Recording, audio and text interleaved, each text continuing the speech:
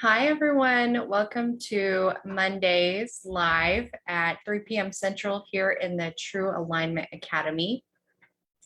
Thank you for joining. If it's your first time joining, I've been doing a trauma training series, and you can find that under the guides section. So go back and start from the beginning, which is the first video once you go into the guides. Hi, Lynn. Thank you for joining.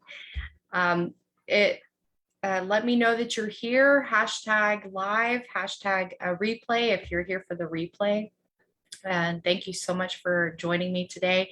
We're talking about the price of keeping trauma stuck in your body. And over the past couple of weeks, we have been talking about trauma. What is trauma? Because I can tell you, if you would have asked me, hi, Heather. If you would have asked me if I had trauma in my life a year ago, I would have said no. No, I've never had trauma in my life. I take care of trauma patients. Trauma is not the actual event, right? It's not what happens to us. Trauma is what happens to our body and how our body responds to a deep emotion coupled with an event or an influence, a person, a place, or a thing. And in that moment, we decide something about ourselves. Hi, Rachel. In that moment, we decide something about ourselves or the world. And from that view, we create a lens in which we live our life and we see the world. And we recreate our life and we recreate our trauma in our life over and over and over again. That's what trauma is. It's not what actually happened to us. We've gone over the past couple of weeks, we've gone over beliefs and why we're stuck in our repeated patterns and what really goes on in the body and how the brain works, right? Because if we know how the brain works, then, hi, Kim, welcome. Then we have the ability to regulate our emotions and get rid of the guilt and shame.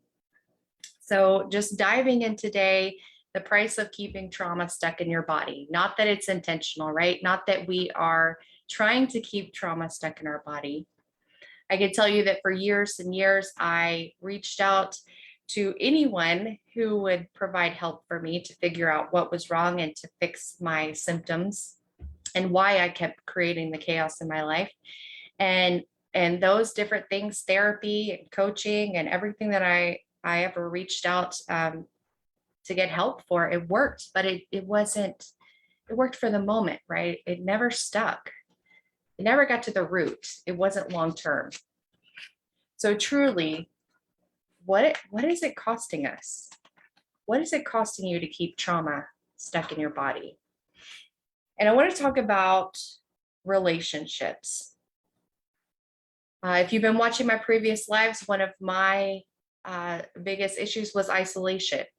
Because at 4 or 5 years old, which most of us have our belief systems by the time we are 7 or 8, I created a belief system that people weren't safe and that I deserved to be punished. And through those belief systems, our subconscious mind always wants to be safe, and to be right is to be safe. And in my subconscious mind was those belief systems. And so I kept recreating my life according to those. So I pushed everyone away. As much as my core need says that I needed love and I needed acceptance and I needed connection. I mean, that's a human core need. It didn't matter because in my behaviors and my patterns, it was only safe to push them away. So I created a fortress. And how many times did I lose relationships? How many times did I have amazing people, amazing friends come into my life, the people that I needed most in my life? And what I continued to do was push them away and push them away. And I got in traumatic relationships, but what hurt the most is because of my trauma and the patterns, my repeated patterns of behavior, I pushed away and I hurt the people that I love. My kids, my kid, my family, right? I mean, I would come home. I was a nurse working 5 to 6 days a week. And when I came home, I can tell you, All my son wanted to do was come up and embrace me. And I was unavailable. I was completely emotionally unavailable. And not only that, but because of my trauma, one of the ways that um, my triggers worked was I couldn't stand for people to touch me. And anyone out there really like repel hugs, or when someone touches you, it was like I was on edge 24/7, and someone would touch me and I would jump 6 feet in the air. Uh, and so my son just wanted a hug. And it was like immediately he came up to me and touched me, and I was triggered, and I was scream at him and yell at him. And so he finally stopped. He stopped coming up to me whenever I got home from work because mom was unavailable. We don't, because of the trauma stuck in my body, I wasn't able to be there for my child. And I continued to hurt him over and over with the unavailability and the busyness. And so I dove into work even harder because I didn't know what to do with that. I was trying to cope with these triggers. And I guarantee you, the friends, if I didn't push them away, they stopped coming around because I just bled out all over them. Anytime something would happen, I would go off. It's like a ticking time bomb, truly. No matter how much you love your family, no matter how much you love your spouse, no matter how much you love your friends, no matter how much you have love and you want those relationships so bad, your trauma is going to come out. Your trauma is going to come out, and you're going to hurt them because of these triggers. We're trying to cope with the triggers. And I've been trying to cope with triggers my whole life, right? Why did I go get help? Because I continued to hurt the people in my life I love the most. And I would find these relationships that were so traumatic. And what I wanted was love, but what I could never accept was love. It's like I would go out and search for this love that I needed to my core. And I would call it love, right? With the abuse and everything, because I was filtering it through my core belief of I deserve to be punished and that I'm unlovable. I'm not worthy of love. So no matter if the love was there, I could never accept that true deep love, not even with my son. I wouldn't even allow myself to love him or receive his love. It wasn't safe. My subconscious said it wasn't safe. So I deleted it, and I could never receive it or give it. We cannot give what we do not give ourselves first. So the price of your relationships. And I want you to, I want you to be brave, and I want you to really be rigorously honest with yourself today and ask yourself, what is trauma costing you? What is trauma costing you? I can tell you our health, right? Trauma is literally stuck in the body. Trauma lives in us on a cellular level. 95% of all autoimmune disorders are due to trauma stuck in the body. What is fibromyalgia? It's chronic pain, right? It's one of those diagnoses that the doctor slaps on you whenever they're like, man, we've tested her and nothing is coming out. Nothing's coming out on the other end. So what diagnosis do we give them? We need to get paid. They need to get some form of medication. So there you go. Trauma in living in your body and your cells is slowly killing you.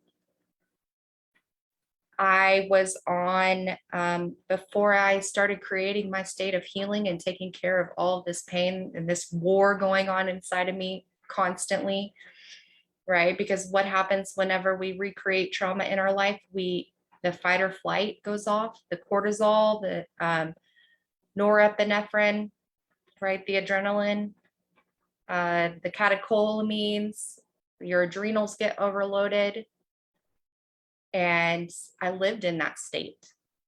The immune system gets depressed whenever cortisol, you are constantly in this state of cortisol. And so I got sick over and over and over again. My blood pressure was through the roof. And I thought, okay, well, let me just quit bedside nursing and then my blood pressure will go down. Everything will be fixed, right?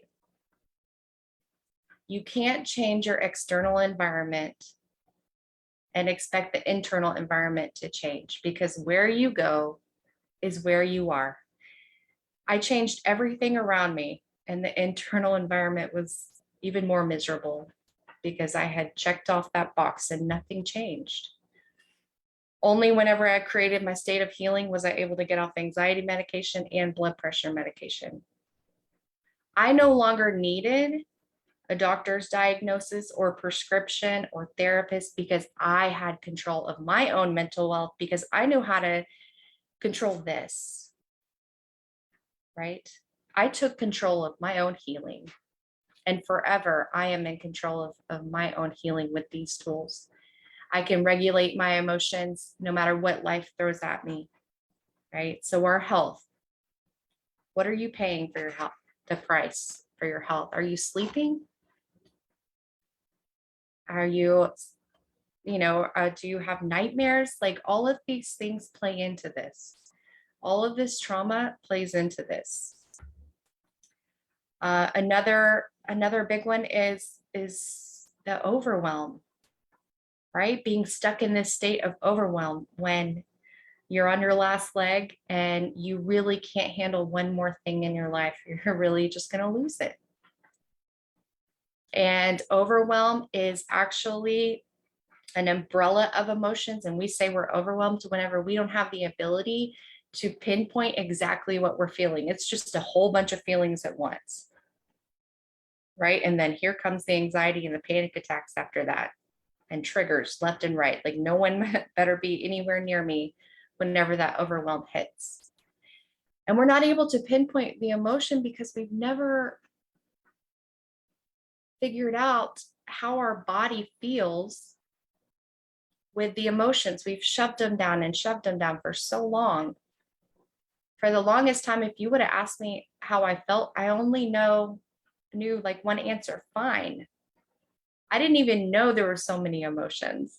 In this state of healing I've created, I'm figuring out what emotions I can hold now that I've been able to take care of all of the pain and the fear and the anger and the anxiety and the sadness that were just spilling over into rage and depression and shame. And I'll talk about shame because shame ruled my life for the majority, for as far back as I can remember. How did I pay that price? Not only was I shoving people away, but I could tell you, if I got into a room full of people, the first thing I would do would be to shut down. If I did something wrong, the first thing that would happen would be just this blanket of shame, and everything I've ever done in my entire past that I did wrong would come flooding back to me.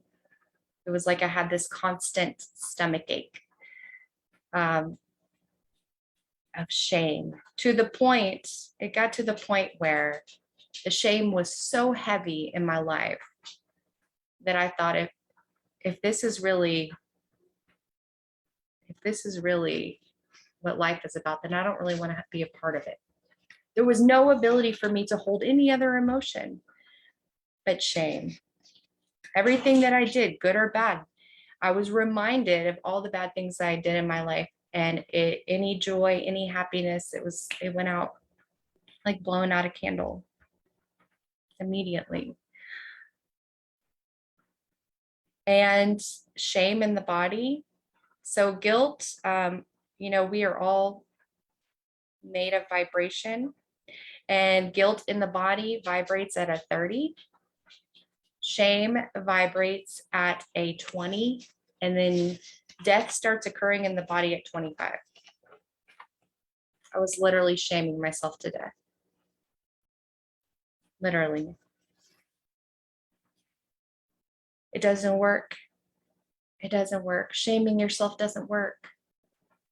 And I can tell you that the only way that I could ever get out of shame and love myself and have this radical acceptance of every piece of me, of everything, Every behavior was understanding this, that the brain, the subconscious mind is always for you. And this is the way that it works. And everything that you have ever done in your entire life, your subconscious mind was just trying to protect you. It was just trying to keep you safe. On the outside, it looked like absolute chaos, and that you hated yourself and you were destroying your life and others. But at the end of the day, your subconscious mind was just trying to keep you safe. And in that particular activating system, deep in your subconscious, it was filtering everything through these belief systems. For me, I deserve to be punished. I'm not worthy of love. People aren't safe. And so I recreated everything in order to match those to keep myself safe. It's how your brain works. It's here to protect you, to care for you, and that's it. That's it. When you can understand that, you're able to let go of so much guilt and shame. What is trauma doing to yourself and your family? What is the price? Get honest and look at your lives. Look at the patterns. Look at the people around you that you love most. Because I'll tell you, no matter how much we try with this 4%, I'm not going to do that again.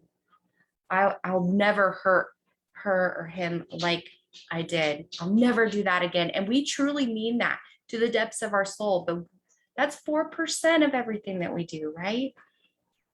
96% of everything we do is from the subconscious mind. And that is where our trauma is held.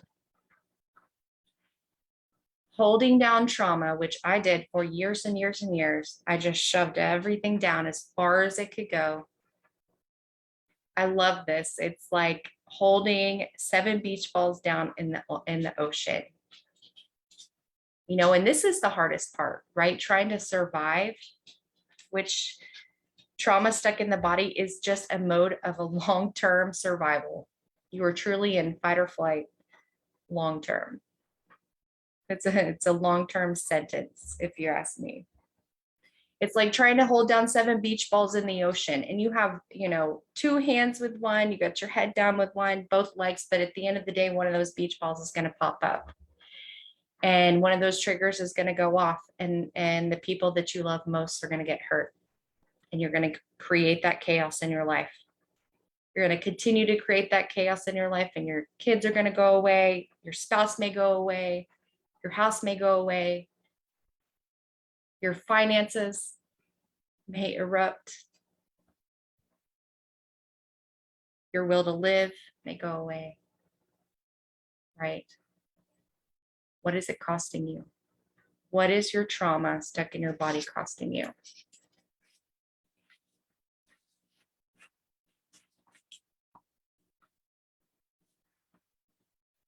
When we heal that 96%, when you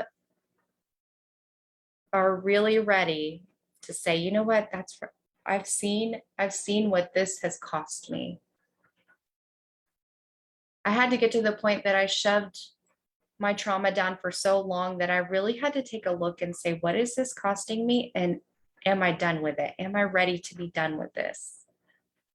Am I really ready to quit hurting the people I love and quit creating this chaos, which I didn't even get to finances? How you do one thing is how you do everything. And I tell you, my trauma showed up in my finances. How many times have I almost lost this house that I'm in? How many times have I recreated my trauma in my finances? I deserve to be punished. So could I hold on to money? Didn't matter how many times I went back and visited that wage cage. It didn't matter how many times I went to get a travel job that paid more money. At the end of the day, could never hold on to it. There was constant chaos. And if there wasn't chaos and money was good and the bank account looked nice and comfortable, it was too comfortable, right? There wasn't enough cortisol. And so I had to create the chaos in order to get back into that comfort zone, recreating the trauma, recreating the chaos over and over and over again. It cost me a lot. in many different ways. When we heal the 96% of everything that we do, every relationship will be different because you are finally in your internal environment. And when you look inward and you change this, it changes this, it changes your relationship, it changes your entire life. Your external environment always matches your internal environment. And this is where it starts. If you are sick of paying the price for having trauma stuck in your body,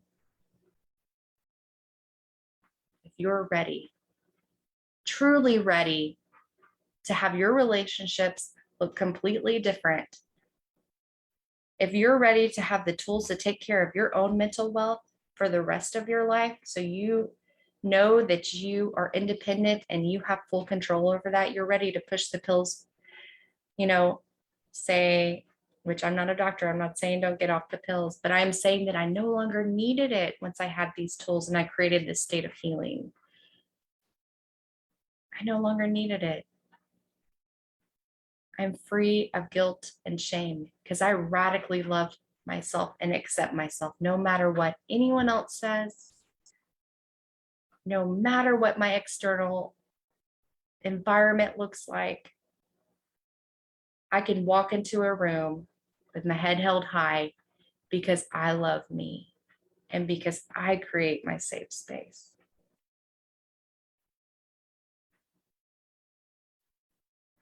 That for me is priceless. Absolutely priceless.